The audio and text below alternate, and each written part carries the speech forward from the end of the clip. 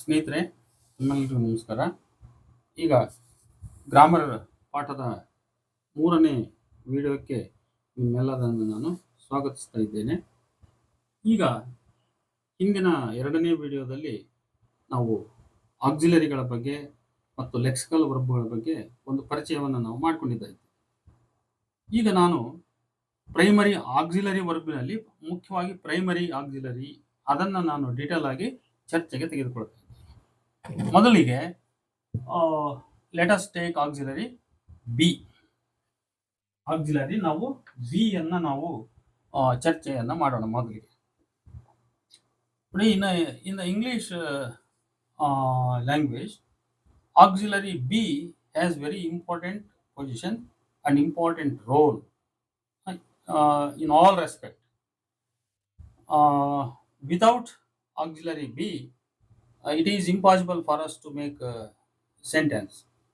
ಕೆಲವು ವಾಕ್ಯಗಳನ್ನು ಬರೆಯೋಕ್ಕೆ ಅಥವಾ ಹೇಳಕ್ಕೆ ನಮಗೆ ಬರದೇ ಇಲ್ಲ.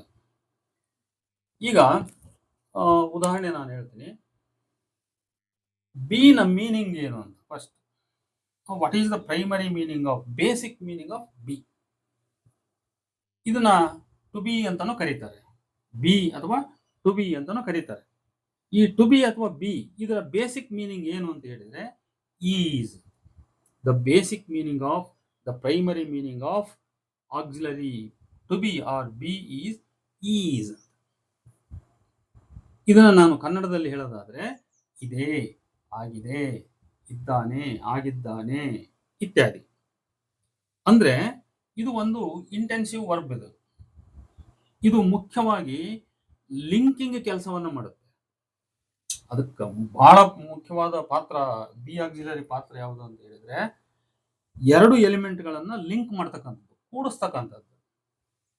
ಇದು ಸಂಸ್ಕೃತದ ಅಹಂಗೆ ಸಮ, ಆಮೇಲೆ ಹಿಂದಿಯ ಹೈ ಮತ್ತು ಹೂಗೆ ಸಮ, ಕನ್ನಡದ ಇದೆ ಮತ್ತು ಆಗಿದೆಗೆ ಸಮ.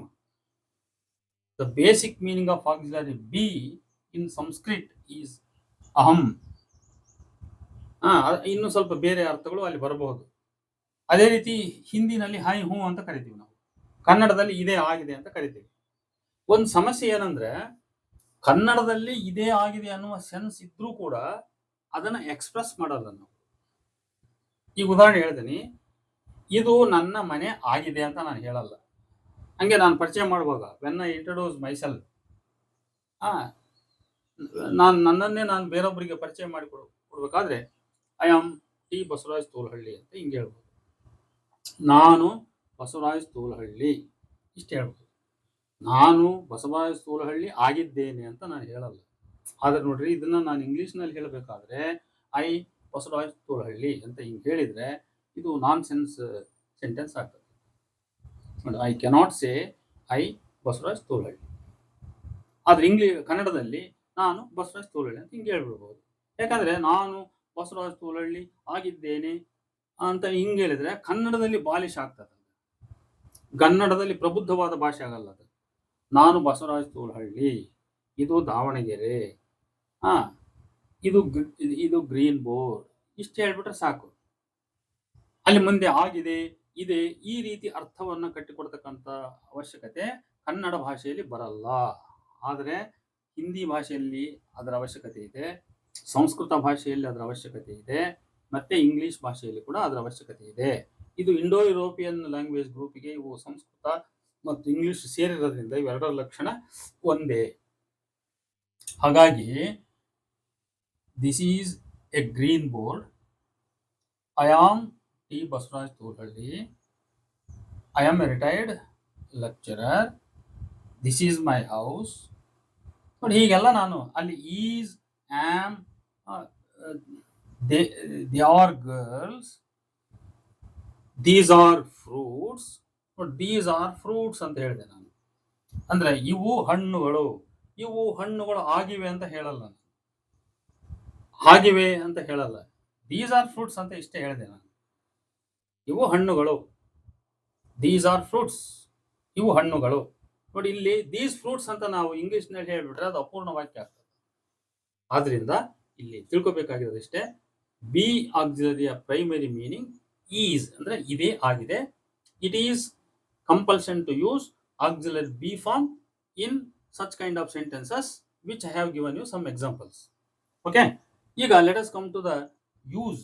ಈಗ ಇಲ್ಲಿ ನಾವು ಮುಖ್ಯವಾಗಿ ಏನ್ ತಿಳ್ಕೋಬೇಕು, ಈ ಆಕ್ಸಿಲರಿ ಕ್ರಿಯಾಪದಗಳು ಮತ್ತು ಇದರ ಜೊತೆಗೆ ಬಳಸ್ತಕ್ಕಂತ ಬೇರೆ ಕ್ರಿಯಾಪದ, ಜನರಲ್ ಕಾಮನ್ ಕ್ರಿಯಾಪದಗಳು ಏನದವಲ್ಲ, ಇವು ಎರಡನ್ನ ನಾವು ಬಳಸುವಾಗ, ಕೂಡಿ ಬಳಸುವಾಗ ಒಂದು ರೂಲ್ಸ್ ಬರ್ತೈತಿ, ವರ್ಬ್ ರೂಲ್ಸ್. ಅದನ್ನ ತಿಳ್ಕೋಬೇಕು ನಾವು. ಅದಕ್ಕೋಸ್ಕರ ನಾನು ಇಲ್ಲಿ ಬರೆದಿರೋದು ಆಕ್ಸಿಲರಿ ಅಂಡ್ ವರ್ಬ್ ರೂಲ್ಸ್ ಅಂತ. ಅವೆರಡು ಆ ವರ್ಬ್ ರೂಲ್ ಇಲ್ಲದೆ ಅರ್ಥ ಮಾಡಿಕೊಳ್ಳದೆ ನಾವು ಯಾವುದೇ ವಾಕ್ಯವನ್ನ, ಒಂದು ಗುಡ್ ಸೆಂಟೆನ್ಸ್ ಅನ್ನು ರಚನೆ ಮಾಡಲಿಕ್ಕೆ ಆಗಲ್ಲ. ಈಗ ಒಂದೊಂದೇ ನಾವು ಅರ್ಥ ಮಾಡ್ಕೊಳ್ತಾ ಹೋಗೋಣ. ಮೊದಲಿಗೆ ಬಿ. ಈ ಬಿದ ಮೀನಿಂಗ್ ಹೇಳಿದೆ. ಇದನ್ನ ಹೆಂಗ್ ಬಳಸಬಹುದು, ಎಷ್ಟು ವಿಧಾನದಲ್ಲಿ ನಾವು ಬಳಸಬಹುದು ಅಂತ ಹೇಳಿದ್ರೆ, be auxiliary can be used in these 3 following ways. ಈ 3 ವಿಭಿನ್ನ ವಿಧಾನಗಳಲ್ಲಿ ನಾವು ಆಕ್ಸಿಲರಿ ಬಿ ಅನ್ನು ಉಪಯೋಗಿಸಬಹುದು. ಹೇಗೆ ಅಂತ, the first use of auxiliary be is to make stative sentence ಅಂತ ಕರೀತೀವಿ. ಈ ತರದ ಈ ಮೊದಲನೆಯ ಪ್ರಕಾರದ ವಾಕ್ಯ ಏನಿದೆಯಲ್ಲ, ಇದು ಸ್ಟೇಟಿವ್ ಸೆಂಟೆನ್ಸ್ ಅಂತ ಅರ್ಥ.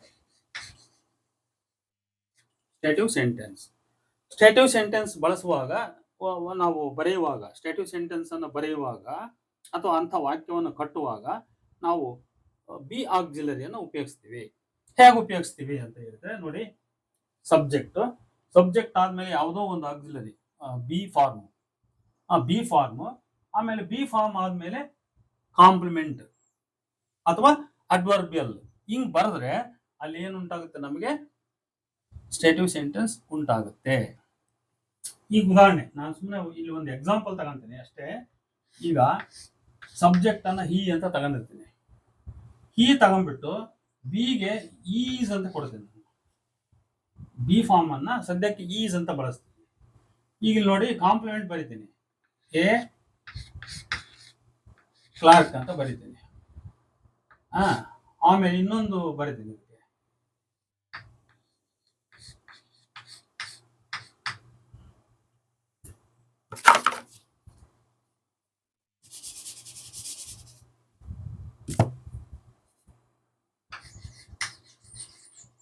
ಬ್ಯುಸಿ. ಇಲ್ಲಿ ಇನ್ ದ ಆಫೀಸ್ ಅಂತ ಬರಿ. ಈಗ ನೋಡಿ, you can see he is subject, is auxiliary be, he is a clerk. ನೋಡಿ, a clerk is complement to the subject he subject ಗೆ ಕ್ಲರ್ಕ್ ಅಂತಕ್ಕಂಥದ್ದು ಕಾಂಪ್ಲಿಮೆಂಟ್. ಈ ಕ್ಲರ್ಕ್ ಅನ್ನು ಹಿ ಅನ್ನು ಸಂಬಂಧಿಸಿರ್ತಕ್ಕಂಥದ್ದು, ಕೂಡಿಸಿರ್ತಕ್ಕಂಥದ್ದು ಯಾವುದು, ಈಸ್. ಆದ್ರಿಂದ ಇದಕ್ಕೆ ಕಪೋಲಾ ಬಿ ಅಂತ ಕರೀತಾರೆ.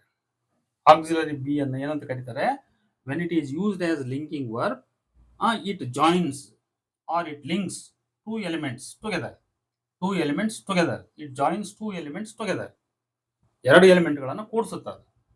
ಆ ರೀತಿ ಫಂಕ್ಷನ್ ಮಾಡಿದಾಗ ಅದಕ್ಕೆ ಏನಂತ ಕರೀತಾರೆ, ಕಪೋಲಾ ಬಿ ಅಂತ ಕರೀತಾರೆ. ಅಂದ್ರೆ ಕೂಡಿಸ್ತಕ್ಕಂಥ, ಎರಡು ಎಲಿಮೆಂಟ್ಗಳನ್ನು ಕೂಡಿಸ್ತಕ್ಕಂಥ ಒಂದು ಕೊಂಡಿ ಶಬ್ದ ಅಂತ ಕರೀತಾರೆ ಅದನ್ನ. ಹೀಗೆ ಇದು ಒಂದು ಕೊಂಡಿ ಶಬ್ದ, ಯಾವುದು, ಈಸ್. ಬಟ್ ಈ ವಾಕ್ಯದ ಸಂದರ್ಭದಲ್ಲಿ ಹಿ ಈಸ್ ಎ ಕ್ಲರ್ಕ್ ಅನ್ನೋದು ಕಾಂಪ್ಲಿಮೆಂಟ್ ಆಯ್ತು, ಅವನೊಬ್ಬ ಕ್ಲರ್ಕ್. ಅದೇ ರೀತಿ ಹಿ ಈಸ್ ಬ್ಯುಸಿ, ಅವನು ಬಹಳ ಬ್ಯುಸಿಯಾಗಿದ್ದಾನೆ, ನೋಡಿ ಇದು ಕೂಡ ಕಾಂಪ್ಲಿಮೆಂಟ್ ಅಲ್ವಾ. ಆಮೇಲೆ he is in the office, ನೋಡಿ, he is busy, he is a clerk in the office, he is busy in the office. ಹಿಂಗೆಲ್ಲ ಹೇಳ್ಬಿಡ್ಬೋದು ನಾವು. ನೋಡಿ, ಅವಾಗ ಯಾವ ಪ್ಯಾಟರ್ನ್ ಆಯ್ತು, SVCA ಪ್ಯಾಟರ್ನ್ ಬಂತು ನಮಗೆ. SVCA ಪ್ಯಾಟರ್ನ್ ಬಂತು. he is a clerk in the office, ನೋಡಿ ಅಲ್ಲಿ SVCA ಬಂತು. he is busy in the office, ಕಚೇರಿಯಲ್ಲಿ ಅವನು ಬ್ಯುಸಿ ಆಗಿದ್ದಾನೆ ಅಂತ ಅರ್ಥ ಆಯ್ತು. ನೋಡಿ, ಹೀಗೆ ನಾವು ಈ ಸ್ಟೇಟಿವ್ ಅರ್ಥಗಳನ್ನು ಕೊಡುವಂತಹ ವಾಕ್ಯ ಬರೆಯುವಾಗ ಆಕ್ಸಿಲರಿ ಬಿ ಅನ್ನು ಉಪಯೋಗಿಸಬಹುದು. ಇದ್ರ ಫಾರ್ಮ್ಸ್ ನಾನು ಆಮೇಲೆ ಹೇಳ್ತೀನಿ. ಬಿ ಫಾರ್ಮ್ಸ್ ಇದಾವೆ, ಅವುಗಳನ್ನೆಲ್ಲ ಈ ಸೆನ್ಸ್ ಅಲ್ಲಿ ಬಳಸಬಹುದು. ಬಿಗೆ ಎಷ್ಟು ಫಾರ್ಮ್ ಇದಾವೆ ಅದೆಲ್ಲ ಹೇಳ್ತೀನಿ. ಈ ನೆಕ್ಸ್ಟ್ ಎರಡನೇ ಉಪಯೋಗ ನೋಡಿ, ಇದು ಒಂದನೇ ಉಪಯೋಗ. ಇದು ಅಂದ್ರೆ ಒಂದನೇ ಉಪಯೋಗ ಏನು, it is very clear that be auxiliary is primarily used to create stative sentences. When it is used as stative sentences, it is called Coppola B. Then it links two elements together, then its meaning is aham. Am ಅಂತ ಏನು ಹೇಳ್ತೀವಲ್ಲ ಇಂಗ್ಲಿಷ್ನ ಆಮೆ, ಅಲ್ಲಿ ಸಂಸ್ಕೃತದ ಅಹಂ, ಅಹಂ ಅಥವಾ hi ಅಥವಾ ಹೂ, ಈ ಅರ್ಥವನ್ನು ಅದು ಕೊಡುತ್ತೆ. ಕನ್ನಡದ ಇದೆ, ಆಗಿದೆ ಅನ್ನೋ ಅರ್ಥವನ್ನು ಕೊಡುತ್ತೆ. ಇದು ಒಂದನೇದು. ಇನ್ನು ಎರಡನೇದು, when we want to make continuous sentences we must use auxiliary be form. Without using be form, we cannot create any continuous tense. ನಾವು ಕಂಟಿನ್ಯೂಸ್ ಟೆನ್ಸ್ ಅನ್ನು ರಚನೆ ಮಾಡಲಿಕ್ಕೆ ನಮ್ಗೆ ಆಗದೇ ಇಲ್ಲ, ಬರದೇ ಇಲ್ಲ. ಆದ್ರಿಂದ we must use be form.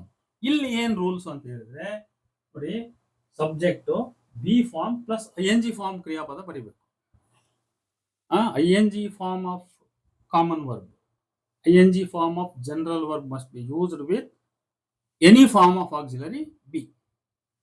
ಆಕ್ಸಿಲರಿಯ ಯಾವುದೇ ಫಾರ್ಮ್ ಕ್ರಿಯಾಪದದೊಂದಿಗೆ ಯಾವುದೇ ಸಾಮಾನ್ಯ ಕ್ರಿಯಾಪದದ ING ಫಾರ್ಮ್ ಅನ್ನು ಬರೆದಾಗ ಅದೇನಾಗುತ್ತೆ, ಕಂಟಿನ್ಯೂಸ್ ಟೆನ್ಸ್ ನಮಗೆ ಸಿಗುತ್ತೆ. ಈಗ ಉದಾಹರಣೆ, am working, is working, are working, was working, var working, ಹಿಂಗೆ ಹೇಳ್ಬೇಕು ನಾವು. ಹಂಗೆ ಸುಮ್ಮನೆ ವರ್ಕಿಂಗ್ ಅಂತ ಹೇಳಕ್ ಬರಲ್ಲ. ಪಾಸ್ಟ್ ಟೆನ್ಸ್ ಅಲ್ಲಿ ಹೇಳೋದಾದ್ರೆ ಐ ವಾಸ್ ವರ್ಕಿಂಗ್, ಪ್ಲೂರಲ್ ನಲ್ಲಿ ಹೇಳೋದಾದ್ರೆ ದೇ ವರ್ ವರ್ಕಿಂಗ್. ಈಗ ನಾನು ವರ್ತಮಾನ ಕಾಲದಲ್ಲಿ ನಾನು ಹೇಳೋದಾದ್ರೆ I am working, they are working, we are working, she is singing. But ಈ ರೀತಿ ನಾನು ಕಂಟಿನ್ಯೂಸ್ ಟೆನ್ಸ್ ಅನ್ನು ಬರೀಬೇಕಾದ್ರೆ there must be any form of auxiliary be as to suit to the number of the subject, number and person of the subject. ಸಬ್ಜೆಕ್ಟಿನ person ಮತ್ತು ನಂಬರಿಗೆ ಸೂಕ್ತವಾಗಿ ಹೊಂದಿಕೆಯಾಗುವಂತ ನಾವು ಕ್ರಿಯಾಪದ ಫಾರ್ಮ್ ಅನ್ನ ಬರೀಬೇಕು. ಯಾಕಂದ್ರೆ ಈ ಜೊತೆಗೆ ಹೋಗಿ ಹಿ ಆಮ್ ಅಂತ ಬರೆಯಕ್ ಬರಲ್ಲ. ಅದು ಈ ಜೊತೆಗೆ ಈಸ್ ಇರ್ಬೇಕು, ಇಲ್ಲ ವಾಸ್ ಇರ್ಬೇಕು. ಅದೇ ರೀತಿ ಯು ಅಂತ ಸೆಕೆಂಡ್ ಪರ್ಸನ್ ಸಬ್ಜೆಕ್ಟ್ ಇದೆ, ಪ್ರನೌನ್ ಇದೆ, ಹೌದಾ? ಯು ಅದು ಪ್ಲೂರಲ್ ಹೌದು, ಸಿಂಗ್ಯುಲರ್ ಹೌದು. ಸಿಂಗ್ಯುಲರ್ ಇದ್ದಾಗಲೂ ಕೂಡ ಅದನ್ನ ಯು ಈಸ್ ಅಂತ ನಾವು ಹೇಳಲ್ಲ, ಯು ಆರ್ ಅಂತ ಹೇಳ್ತೀವಿ. ಹಾಗಾಗಿ ಅಲ್ಲಿ ಸಮ್ ರೂಲ್ಸ್ ಇದಾವೆ. ಸದ್ಯಕ್ಕೆ ಅರ್ಥ ಮಾಡ್ಕೋಬೇಕಾಗಿರೋದು ಏನಂದ್ರೆ, the very second use of auxiliary be is to make continuous tenses with ING form of lexical verb ಅಂತ ಇಷ್ಟು ಹೇಳಿದ್ರೆ ಸಾಕು. ಅಂದ್ರೆ ಲೆಕ್ಸಿಕಲ್ ವರ್ಬಿನ ING ರೂಪದ ಜೊತೆಗೆ, ING ಫಾರ್ಮಿನ ಜೊತೆಗೆ ಬಿ ಅನ್ನು ಉಪಯೋಗಿಸಿ ನಾವು ಕಂಟಿನ್ಯೂಸ್ ಟೆನ್ಸ್ ಅನ್ನು ರಚಿಸಬಹುದು ಅಂತ. ಇದು ಎರಡನೇದು. ಇನ್ನು ಲಾಸ್ಟ್ ಬಹಳ ಮೋಸ್ಟ್ ಇಂಪಾರ್ಟೆಂಟ್ ವಿಷಯ ಯಾವ ದೃಷ್ಟಿಯಿಂದ ಅಂತ ಹೇಳಿದ್ರೆ, in view of learning, in view of understanding passive voice, it is very most important thing to understand the past participle form. Be ಜೊತೆಗೆ ಪಾಸ್ಟ್ ಪಾರ್ಟಿಸಿಪಲ್ ಫಾರ್ಮ್ ಉಪಯೋಗಿಸಬಹುದು. ಆವಾಗ ಏನಾಗುತ್ತೆ, ಪ್ಯಾಸಿವ್ ವಾಯ್ಸ್ ನಮಗೆ ಸಿಗುತ್ತೆ. We can get passive voice with the combination of be form plus past participle. ಹೇಗೆ ನೋಡಿ, ಇಲ್ಲಿ I am surrounded by students. ಅದು ಈ ಕ್ಲರ್ಕಿನ ಬಗ್ಗೆ ಮಾತಾಡೋಣ ಈಗ. Clerk is surrounded by some students. Clerk ಕೆಲವು ವಿದ್ಯಾರ್ಥಿಗಳಿಂದ ಸುತ್ತುವರಿಯಲ್ಪಟ್ಟಿದ್ದಾನೆ ಅಂತ ಅರ್ಥ ಆಯ್ತು. ಅಲ್ಲಿ ಈಸ್ ಸರೌಂಡೆಡ್ ಅಂತ ಆಯ್ತು. Clerk is surrounding by students ಅಂತ ಹೇಳಕ್ ಬರಲ್ಲ. ಹಂಗಂದ್ರೆ ನಮ್ಗೆ ಆ ಅರ್ಥ ಸಿಗಲ್ಲ. ಅದರಿಂದ clerk is surrounded by some students. ಇದು ಈಸ್ ಸರೌಂಡೆಡ್ ಅಂತ ಹೇಳಿದ್ನಲ್ಲ ನೋಡಿ, ಇಲ್ಲಿ is auxiliary be, surrounded is past participle, be plus past participle makes passive voice. ನಮ್ಮ ಹುಡುಗರಿಗೆ ಬಹಳಷ್ಟು ಮಂದಿಗೆ ಪ್ಯಾಸಿವ್ ವಾಯ್ಸ್ ಹೆಂಗಾಗುತ್ತೆ ಅಂತ, ವಾಟ್ ಮೇಕ್ಸ್ ಪ್ಯಾಸಿವ್ ವಾಯ್ಸ್, ನೇರವಾದ ಉತ್ತರ ಹೇಳಕ್ಕಾಗಲ್ಲ. ಅದನ್ನ ಅರ್ಥ ಮಾಡ್ಕೋಬೇಕು. ವಾಟ್ ಮೇಕ್ಸ್ ಪ್ಯಾಸಿವ್ ವಾಯ್ಸ್ ಅಂತ ಕೇಳಿದ್ರೆ be plus past participle makes passive voice. ನಿಸ್ಸಂದೇಹವಾಗಿ ಹೇಳ್ಬೋದು, ಅನ್ಡೌಟೆಡ್ ಆಗಿ, ಯಾವುದೇ without any hesitation, without any doubt, you can answer this question. B plus participle makes passive voice. Then what makes continuous tense? B plus ING makes continuous tense. What makes stative sentences? B plus complement, B plus adverbial makes continuous tense. stative sentences ಅಂತ ಹೇಳ್ಬೋದು. ಹಾಗಾಗಿ these are the three important uses of auxiliary be. One is making stative sentence. Stative sentence ಮಾಡುವಾಗ be plus complement, be plus ಇದು ಯಾವುದು be plus adverbial ಅನ್ನು ಬಳಕೆ ಮಾಡ್ತೀವಿ. Be plus complement, be plus adverbial makes stative sentence. Be plus ING makes continuous tense. Be plus past participle makes passive form. ಇಷ್ಟಾದ್ಮೇಲೆ ಈ be ನ ರೂಪಗಳ ಬಗ್ಗೆ ಸ್ವಲ್ಪ ತಿಳ್ಕೊಳ್ಳೋಣ ಈ ವಿಡಿಯೋದಲ್ಲಿ.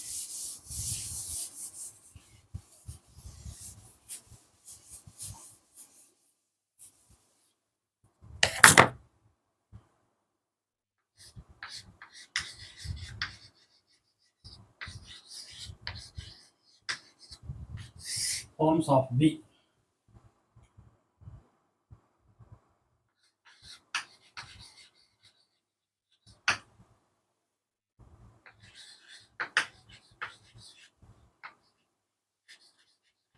Singular, plural,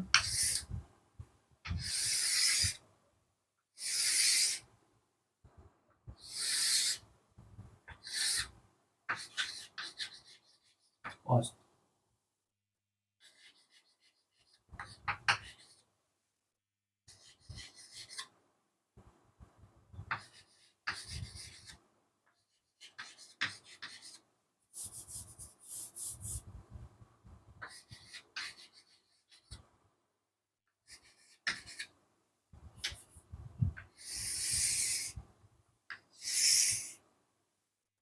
Okay. Let us try to understand forms of auxiliary B. These are the forms of auxiliary B. ಇದನ್ನ ಚೆನ್ನಾಗಿ ಅರ್ಥ ಮಾಡ್ಕೋಬೇಕು. ಯಾಕಂದ್ರೆ ಬಿ ಅನ್ನೋದು ಬಿ ಆಗಿನೇ ಇರಲ್ಲ. ಅದು ಬಿ ಅಂತಕ್ಕಂಥದ್ದು ಬೇಸ್ ಫಾರ್ಮ್ ಅಲ್ವಾ, ಅದು ಮೂಲ ರೂಪ ಅದು. ಆದ್ರೆ ಅದಕ್ಕೆ ಮರಿಗಳಿದಾವೆ, ಅದಕ್ಕೆ ಬೇರೆ ಬೇರೆ ಉಪರೂಪಗಳಿದಾವೆ, ಸಬ್ ಫಾರ್ಮ್ಸ್ ಇದಾವೆ. ಅದನ್ನ ನಾವು ಹೆಂಗ್ ಅರ್ಥ ಮಾಡ್ಕೋಬೇಕಂದ್ರೆ ಟೆನ್ಸ್ ವೈಸ್ ಅರ್ಥ ಮಾಡ್ಕೋಬೇಕು ಮತ್ತು ನಂಬರ್ ವೈಸ್ ಅರ್ಥ ಮಾಡ್ಕೋಬೇಕು. ಈಗ ನೋಡಿ, ಮೊದಲಿಗೆ ಇದು ಸಿಂಗ್ಯುಲರ್, ಇದು ಪ್ಲೂರಲ್. ಸಿಂಗ್ಯುಲರ್ ನಲ್ಲಿ ಪ್ರೆಸೆಂಟ್ ಟೆನ್ಸ್ ಸಿಂಗ್ಯುಲರ್ ವರ್ಬ್ಸ್ ಎಷ್ಟಿದಾವೆ? There are 2 present tense singular verbs. ಯಾವ್ಯಾವು? Am and is. There is one plural form in present tense, that is are. Am, is, are. These are the present forms of auxiliary B. What are present forms of auxiliary B ಅಂತ ಯಾರಾದರೂ ಪ್ರಶ್ನೆ ಕೇಳಿದ್ರೆ we must say am, is, are. These are the present forms of auxiliary B ಅಂತ ಹೇಳಬೇಕು. What are the use of these present forms of auxiliary B? Present forms of auxiliary B are used to make continuous tense in present tense. Present continuous tense ಮಾಡಲಿಕ್ಕೆ ನಾವು ಈ 3 present form ಅನ್ನು ಬಳಸ್ತೀವಿ. ಅದೇ ರೀತಿ passive voice ಮಾಡ್ಲಿಕ್ಕೆ ಬಳಸ್ತೀವಿ. Simple present tense ಅಲ್ಲಿ ಪ್ಯಾಸಿವ್ ವಾಯ್ಸ್ ಮಾಡ್ಲಿಕ್ಕೆ ಇದು ಬೇಕು. ಈಗ ಯಾವುದೇ ಸಿಂಪಲ್ ಪ್ರೆಸೆಂಟ್ ಟೆನ್ಸ್ ನ ಆಕ್ಟಿವ್ ವಾಯ್ಸ್ ವಾಕ್ಯವನ್ನು ಕೊಟ್ಟರೆ ಅದನ್ನು ನಾವು ಪ್ಯಾಸಿವ್ಗೆ ಟ್ರಾನ್ಸ್ಫರ್ ಮಾಡಬೇಕಾದ್ರೆ without using present form of auxiliary be we cannot convert any sentence from active to passive. ಮಾಡಲಿಕ್ಕೆ ಬರಲ್ಲ ನಮಗೆ. ಆದ್ರಿಂದ ಈಗ ಉದಾಹರಣೆ ನೋಡ್ರಿ, ಸಮ್ ಒನ್ ಕಿಲ್ಸ್ ಹಿಮ್ ಅಂತ ಇದೆ ಅಂತ ತಿಳ್ಕೊಳ್ಳೋಣ. He is killed by someone, ಹಿಂಗೆ ಹೇಳ್ಬೇಕು ನಾವು. ಸಮ್ ಒನ್ ಕಿಲ್ಸ್ ಹಿಮ್, ಇದು ವಾಕ್ಯ, ಇದು ಆಕ್ಟಿವ್ ವಾಕ್ಯ. ಇದು ಸಮ್ ಒನ್ ಕಿಲ್ಸ್ ಹಿಮ್, ಯಾರೋ ಅವನನ್ನ ಕೊಲ್ಲುವರು ಅಂತ ಹಿಂಗೆ. He is killed by someone ನೋಡಿ, ಈಸ್ ಕಿಲ್ಡ್, ಹಿ ಕಿಲ್ಡ್ ಅಂತ ಹಿಂಗೆ ಹೇಳಕ್ ಬರಲ್ಲ. ಅದರಿಂದ ನಾವು present forms of auxiliary be ಅನ್ನ 2 ಮುಖ್ಯ ಉದ್ದೇಶಗಳಿಗೆ ನಾವು ಬಳಸ್ತೀವಿ. ಅಲ್ಲ, ಮೂರು ಅಂತ ಹೇಳ್ಬಿಡ ನೀವು ಒಟ್ಟಾರೆ.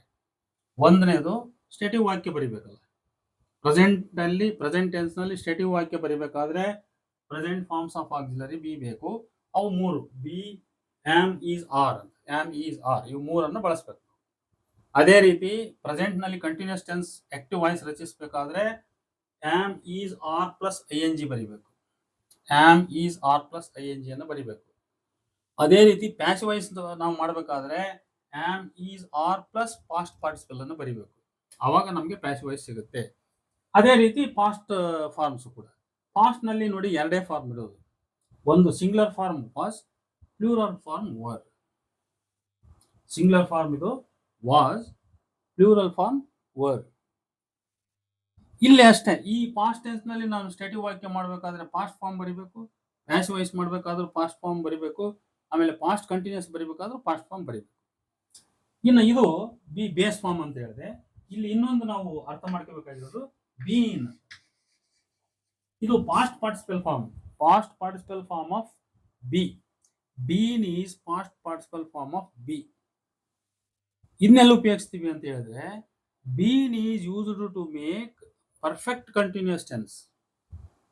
It may be present perfect continuous tense, it may be past perfect continuous tense, it may be future perfect continuous tense.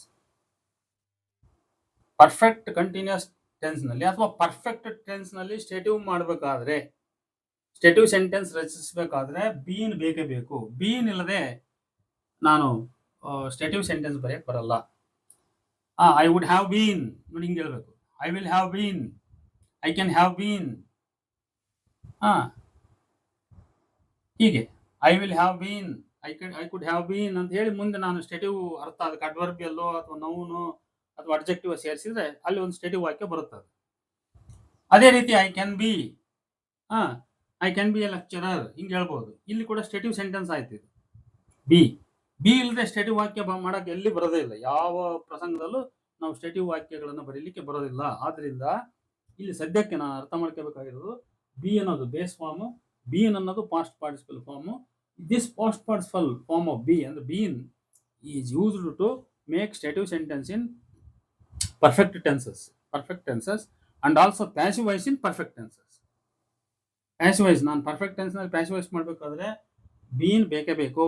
ಈ ಉದಾಹರಣೆ ನೋಡ್ರಿ, he has sold his house ಅಂತ ಹಿಂಗೊಂದು ವಾಕ್ಯ ಇದೆ ಅಂತ ತಿಳ್ಕೊಳ್ಳಿ. he has sold his house, ಅವನು ತನ್ನ ಮನೆಯನ್ನ ಮಾರಿದ್ದಾನೆ ಅಂತ ಇದು ವಾಕ್ಯ. ಇದನ್ನ ನಾನು passive voice ಮಾಡಬೇಕು. his house has been sold by him. His house has been sold by him, ಇಲ್ಲಿ ಬೀನ್ ಇಲ್ಲದೆ ಪ್ಯಾಸಿವ್ ವಾಯ್ಸ್ ಆಗಲ್ಲ. ಇಲ್ಲಿ his house has sold by him ಅಂತ ಹೇಳಿದ್ರೆ ಆಗಲ್ಲ. ಕೆಲವರು ಅರ್ಥ ಏನ್ ತಿಳ್ಕೊಂಡ್ರ ಅಂದ್ರೆ ಬೈ ಸೇರಿಸ್ಬಿಟ್ರೆ ಪ್ಯಾಸಿವ್ ವಾಯ್ಸ್ ಆಗತ್ತೆ ಅಂತ. No no no no, just adding by doesn't make passive voice. So has to make any sentence passive voice we must use be form ಎಲ್ಲಾ ಸಂದರ್ಭದಲ್ಲಿ ಅಷ್ಟೇ. ಆದ್ರಿಂದ be auxiliary verb is very important. It has very important role in English. It is used to make stative sentences, it is used to make continuous tenses, it is used to make passive voice. ಇಷ್ಟನ್ನು ನಾವು B auxiliary ಬಗ್ಗೆ ಅರ್ಥ ಮಾಡ್ಕೋಬೇಕು. ಇಷ್ಟು ಇದರ forms, ಇಷ್ಟು ಹೇಳಿದ್ರೆ ಸಾಕು.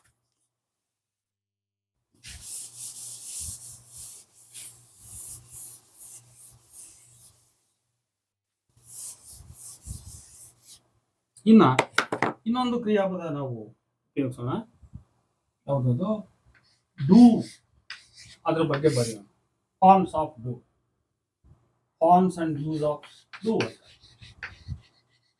Forms and uses of do. ನೋಡಿ, forms first base form,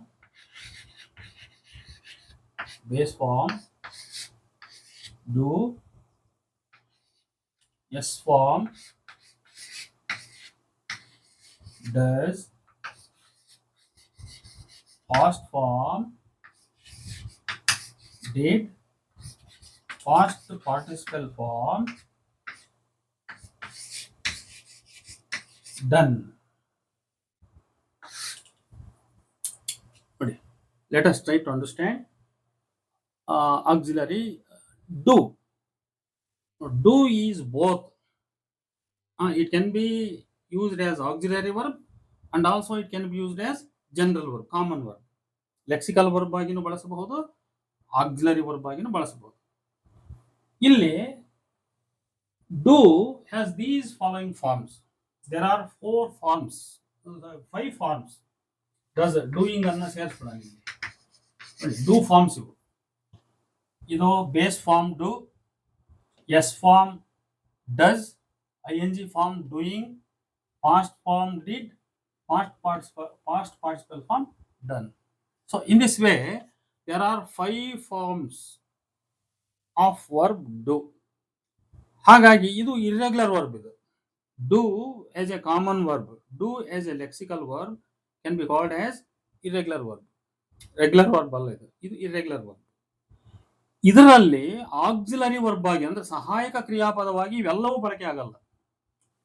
3 form ಮಾತ್ರ ಬಳಕೆ ಆಗ್ತವೆ. ಯಾವ್ಯಾವ ಅಂತ ಹೇಳಿದ್ರೆ ಡೂ, ಡಸ್ ಮತ್ತು ಡಿಡ್, ಇಷ್ಟು ಮಾತ್ರ ಬಳಕೆ ಆಗ್ತವೆ. ಇನ್ನ ಡೂಯಿಂಗ್ ಆಗಲಿ ಡನ್ ಆಗಲಿ ಇವು ಸಹಾಯಕ ಕ್ರಿಯಾಪದ ಆಗಿ ಬಳಕೆ ಆಗಲ್ಲ. Please understand it. Doing ing form and done past participle form, these two forms of auxiliary verb do can never be used as auxiliary verb. Then which form can be used as auxiliary verb? There are only 3 forms, that is do, does and did. ಇಷ್ಟು ಮಾತ್ರ ನಾವು ಸಹಾಯಕ ಕ್ರಿಯಾಪದ ಆಗಿ ಉಪಯೋಗಿಸಬಹುದು. ನೀವು ಇದರ ಇಷ್ಟು ಬಗ್ಗೆ ತಿಳಿದ್ರೆ ಸಾಕು. ನಾವು ನೀವು ನೋಡಿ ಇದ್ರ ಬಗ್ಗೆ ಏನ್ ರೂಲ್ಸ್ ಅಂತ ಹೇಳಿದ್ರೆ, ಡೂ ಆಕ್ಸಿಲರಿಯ ರೂಲ್ಸ್ ಡೂ ಪ್ಲಸ್ ಬೇಸ್ ಅಂತ. This is the rule, verb rule. ಈಗ ಹೆಂಗೆ ನಾವು ಆಕ್ಸಿಲರಿ ಬಿಗೆ ತಿಳ್ಕೊಂಡ್ವಿ ನೋಡ್ರಿ ವರ್ಬ್ ರೂಲ್, ಅಲ್ಲಿ ಕೂಡ ವರ್ಬ್ ರೂಲ್ ಅರ್ಥ ಮಾಡ್ಕೊಂಡ್ವಿ. ಯಾಕಂದ್ರೆ ವ್ಯಾಕರಣ ತಿಳಿಯುವಾಗ ಕ್ರಿಯಾಪದಕ್ಕೆ ಇರುವ ಒಂದು ಪರಸ್ಪರ ಒಂದಕ್ಕೊಂದು ಸೇರಿಸ್ತಕ್ಕಂಥ ರೂಲ್ಸ್ ಗಳನ್ನ ತಿಳ್ಕೊಬೇಕಿದೆ ವ್ಯಾಕರಣದ ಜ್ಞಾನ. ಬಿ ಆಕ್ಸಿಲರಿಯ ರೂಲ್ ಏನು? Be plus ING, be plus past participle ಇಷ್ಟೇ.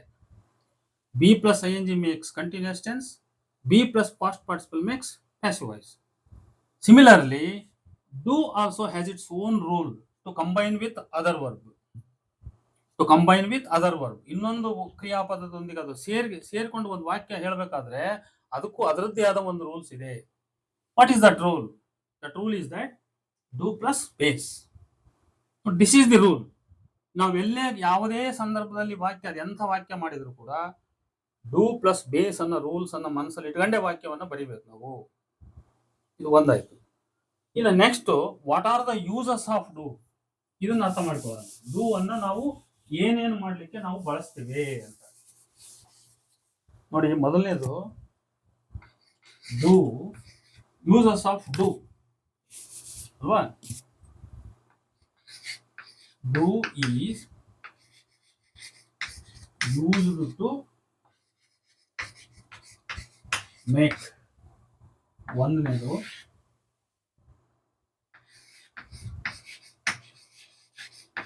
ಕ್ವಶನ್ಸ್, ಎರಡನೇದು ನೆಗೆಟಿವ್, ಮೂರನೇದು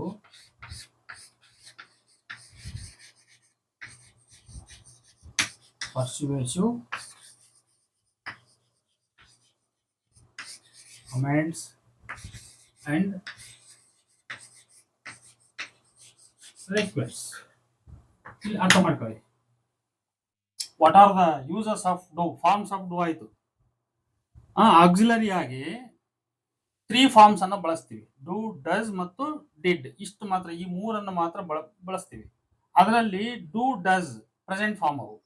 did is past form. Present form ಎರಡಿದಾವೆ. ಡೂನು ಪ್ರೆಸೆಂಟ್ ಫಾರ್ಮ್, ಅದು ಬೇಸ್ ಫಾರ್ಮ್. ಅದು ಡಸ್ ಎಸ್ ಫಾರ್ಮ್ ಏನಿದೆಯಲ್ಲ ಅದು ಕೂಡ ಪ್ರೆಸೆಂಟ್ ಟೆನ್ಸೆ. ಅದನ್ನ ಎಲ್ಲಿ ಬಳಸ್ತೀವಿ ಅಂತ ಹೇಳಿದ್ರೆ, does is used with third person singular noun.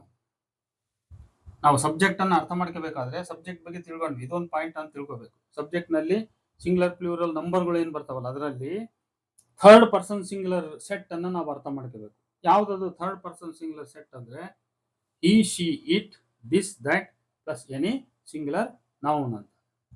he, she, it, this, that plus any singular noun. ಇವಿಷ್ಟು ಒಂದು ಸೆಟ್ ಆಗಿ ತಗೋಬೇಕು. ಯಾಕೆ ಸೆಟ್ ಆಗಿ ತಗೋಬೇಕಂದ್ರೆ, ಇಂಗ್ಲಿಷ್ ಅಲ್ಲಿ ಸಿಂಪಲ್ ಪ್ರೆಸೆಂಟ್ ಟೆನ್ಸ್ ಅಥವಾ ಇಂಡೆಫಿನೆಟ್ ಪ್ರೆಸೆಂಟ್ ಟೆನ್ಸ್ ಮಾಡುವಾಗ ಒಂದು ವಿಶೇಷವಾದ ರೂಲ್ಸ್ ಅನ್ನ ನಾವು ಫಾಲೋ ಮಾಡಬೇಕಾಗುತ್ತೆ. ಅಲ್ಲಿ ಎಲ್ಲಾ ಕ್ರಿಯಾಪದಗಳನ್ನ ನಾವು ಎಸ್ ಫಾರ್ಮ್ ಅಲ್ಲೇ ಬರಿಬೇಕು. ಫಾರ್ ಎಕ್ಸಾಂಪಲ್ ಹೇಳ್ತೀನಿ, ಈಗ ಥಿಂಕ್ ಅನ್ನೋ ಕ್ರಿಯಾಪದ ಇದೆ. ಅದನ್ನ ನಾನು ಐ ಥಿಂಕ್ ಅಂತ ಹೇಳ್ಬೋದು, ಯು ಥಿಂಕ್ ಅಂತ ಹೇಳ್ಬೋದು, ದೇ ಥಿಂಕ್ ಅಂತ ಹೇಳ್ಬೋದು, ವಿ ಥಿಂಕ್ ಅಂತ ಹೇಳ್ಬೋದು. ಆದ್ರೆ ಶಿ ಥಿಂಕ್ ಅಂತ ಹೇಳಂಗಿಲ್ಲ. ಶಿ ಥಿಂಕ್ಸ್ ಅಂತ ಹೇಳ್ಬೇಕು. He thinks, it thinks, Rama thinks, Rahima thinks. Student, a student learns ಅಂತ ಹೇಳ್ತೀವಿ ನಾವು. ಸ್ಟೂಡೆಂಟ್ಸ್ ಲರ್ನ್ ಅಂತ ಹೇಳ್ತೀವಿ. ಬಹುವಚನ ಬಂತಂದ್ರೆ ಲರ್ನ್ ಅಂತ ಬೇಸ್ ಫಾರ್ಮ್ ಉಪಯೋಗಿಸ್ತೀವಿ. Students learn, but a student learns. Present tense, simple present ಟೆನ್ಸ್ಗೆ ನಾನು ಕನ್ಫೈನ್ ಆಗಿ ಮಾತಾಡ್ತಾ ಇದ್ದೀನಿ. ಸಿಂಪಲ್ ಪ್ರೆಸೆಂಟ್ ಟೆನ್ಸ್ ವಾಕ್ಯ ಬರೆಯುವಾಗ ಯಾವುದೇ ಕ್ರಿಯಾಪದವು, ಅದು ಆಕ್ಸಿಲರಿ ವರ್ಬ್ ಇರಲಿ ಬೇಕಾದಿರಲಿ, ಅಲ್ಲಿ ಎಸ್ ಫಾರ್ಮ್ ಕ್ರಿಯಾಪದವನ್ನು ಉಪಯೋಗಿಸ್ಬೇಕು ನಾವು. ಆದ್ರಿಂದ ಇಲ್ಲಿ ಈ ಡಸ್ ಅನ್ನೋ ಪದ ಏನಿದೆಯಲ್ಲ ಅದು ಪ್ರೆಸೆಂಟ್ ಟೆನ್ಸೇ, ಆದ್ರೆ ಅದನ್ನ does must be used with third person singular sets.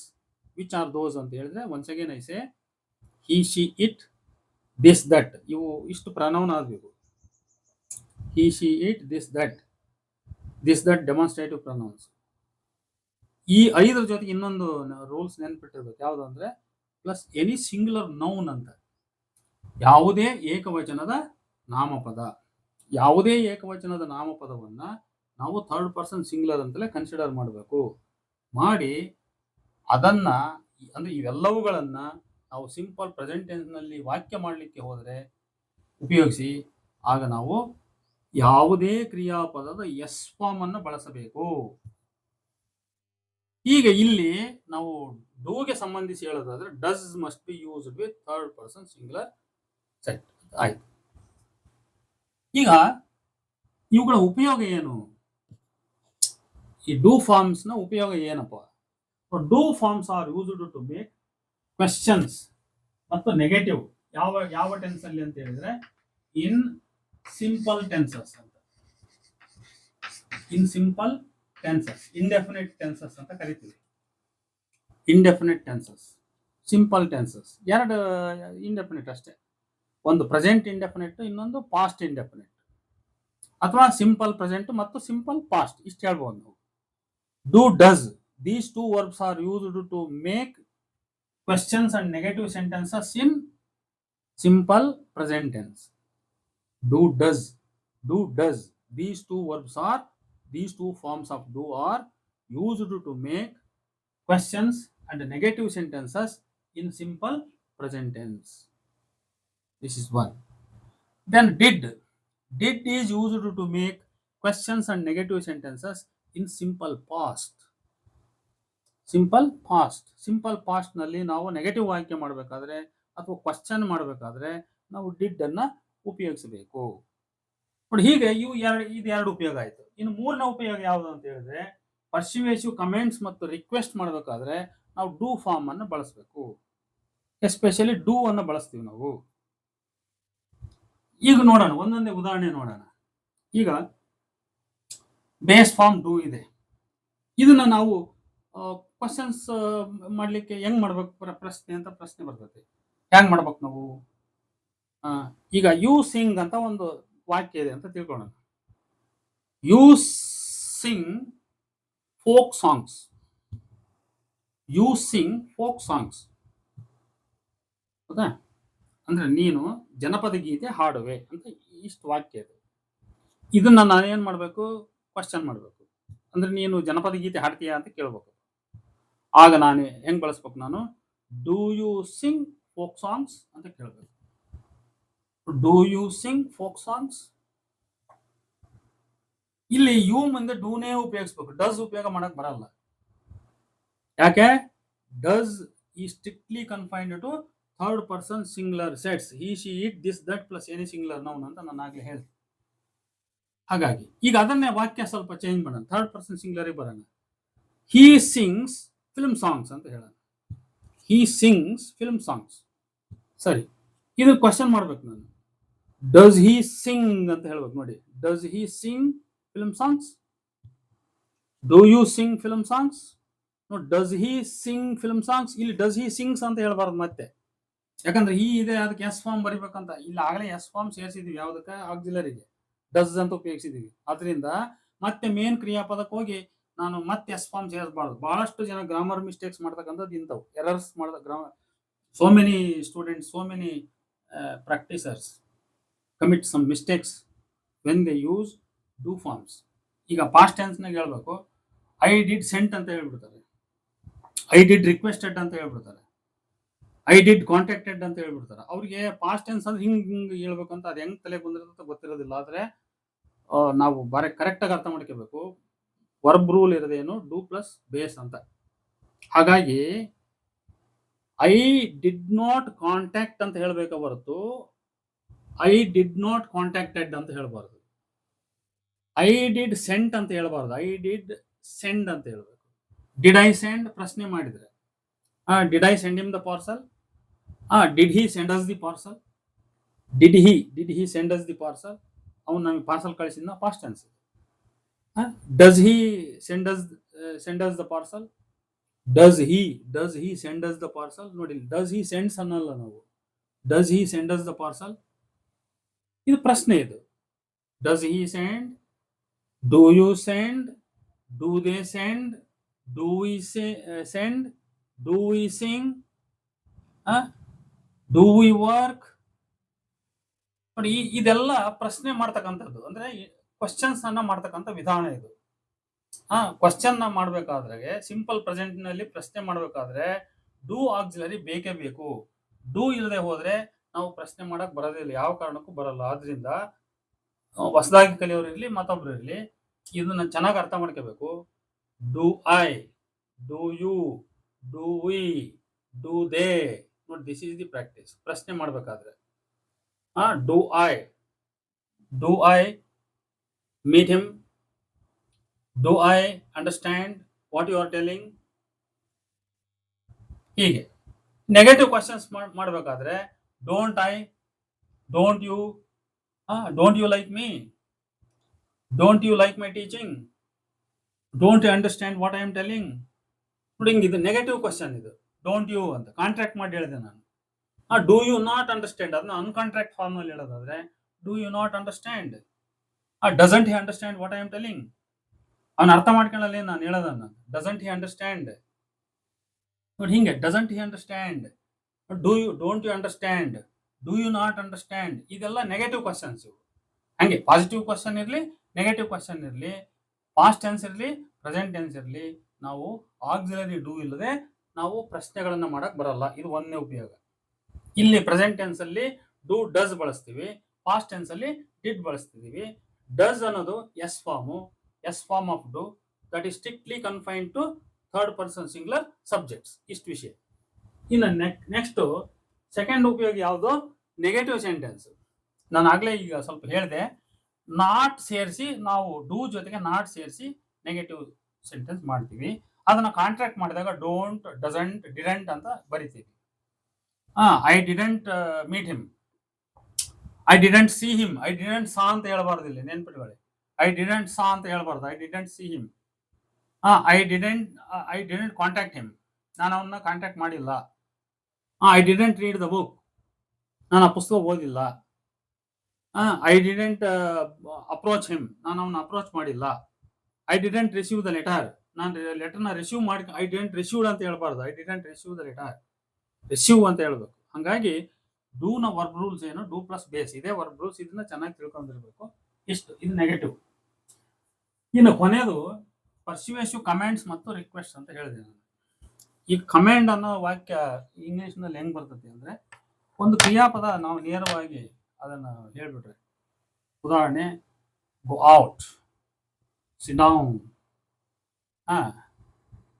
Come here, look at the board. ನೋಡಿ, ಇವೆಲ್ಲವೂ ಕಮೆಂಡ್ಸ್. ಇವು ಇಂಪೆರೇಟಿವ್ ಸೆಂಟೆನ್ಸಸ್ ಅಂತ ಕರಿತೀವಿ ನಾವು.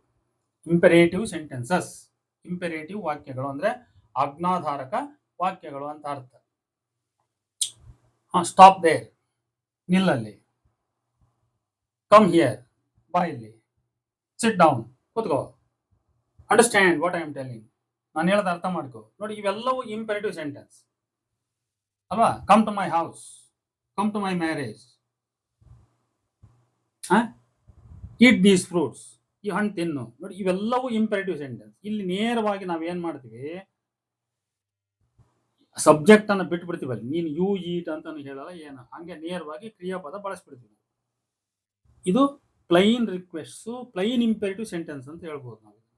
ಅದು ಆರ್ಡರ್ ಕಮಾಂಡರ್ ಇರಲಿ, ರಿಕ್ವೆಸ್ಟರ್ ಇರಲಿ, ಒಟ್ಟು ಇಂಪೆರೇಟಿವ್ ಸೆಂಟೆನ್ಸ್ ಪ್ಲೈನ್. ಅದು ಅದರಲ್ಲಿ ವಿಶೇಷತೆ ಏನಿಲ್ಲ. ನೀನು ಬರಲೇಬೇಕು, ನೀನು ಉಣ್ಲೇಬೇಕು, ನೀನು ತಿನ್ಲೇಬೇಕು, ಈ ತರದ ಒತ್ತಾಯ, ಕನ್ವೈನ್ಸ್ ಮಾಡ್ತಕ್ಕಂಥ ಭಾವನೆ ಆ ವಾಕ್ಯಗಳಲ್ಲಿ ಇಲ್ಲ. ಆದರೆ ನಾನು ಆ ಮೀನಿಂಗನ್ನು ಅಲ್ಲಿ ಕೊಡಬೇಕಾದ್ರೆ, ಅಂದರೆ ಕನ್ವಿನ್ಸ್ ಮಾಡ್ತಕ್ಕಂಥ, ಒತ್ತಾಯ ಮಾಡ್ತಕ್ಕಂಥ ಮೀನಿಂಗನ್ನು ಕೊಡಬೇಕಾದ್ರೆ ಅಲ್ಲಿ ಡೂ ಸೇರಿಸ್ಬೇಕು.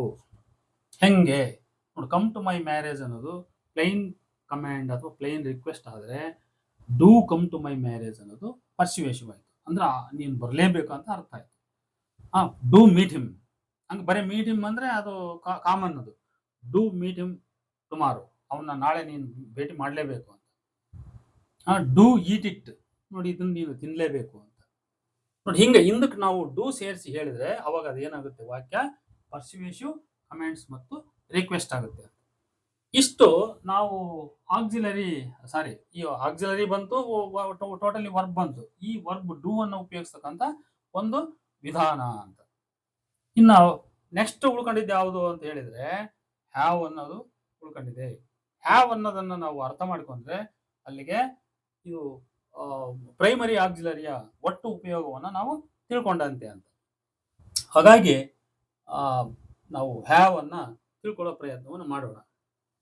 ಇನ್ನೊಂದು ವಿಡಿಯೋದಲ್ಲಿ